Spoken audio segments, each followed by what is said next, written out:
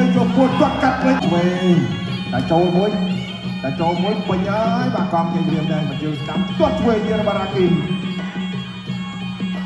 ធ្វើស្ដាំរបស់រ៉ាគីមធ្វើស្ដាំទៀតអូយល្បាតគុំហើយ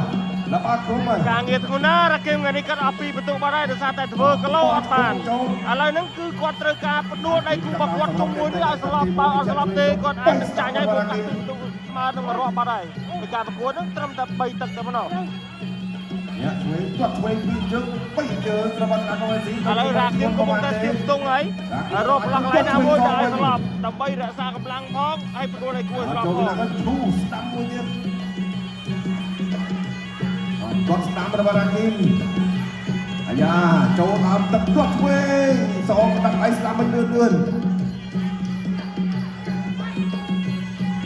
ចូលរំពងប្រចាំឆ្វេងរបស់រ៉ាគីមគាត់ឆ្វេងវិញពីរ៉ាគីម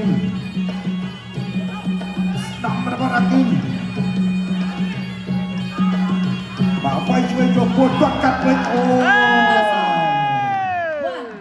ចូលមកដៃបាំងខ្វៀកបាត់ហើយចូលពោះបាញ់វិញឥឡូវចាប់ដើមឆ្អល់បាត់ហើយរបស់រ៉ាកូម៉ាឡេស៊ីអូបាទរ៉ាគីមណាជាអូមកដៃទៅឆ្លងដៃអូរ៉ាគីមដាច់ព្រាត់បានហើយបាយចិត្តមែនទេមិនចំណាយកម្លាំងច្រើនទេបើអត់ឡងអត់ឡើងទេអត់មានបន្ទុកហើយតែនៅត្រូវមិនទាន់បានធ្ងន់ផងបាទចាប់ដល់បាទមើលទៅគេថាទូលេងបានក៏ត្រឹមប៉ុណ្ណេះបាទកម្លាំងគាត់អីមុខអីនៅស្អាតចេះដែរវ៉ាវមិនធម្មតាបាទរីហូប្រាក់សុនរ៉ាគីមបាទ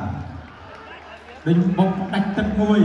ទស្សនាបាទចំណុចសំខាន់ក្នុងទឹកទី1បាញ់មិញកន្លែងនេះសូមអរគុណបងកុកក្រហមសុនរ៉ាគីម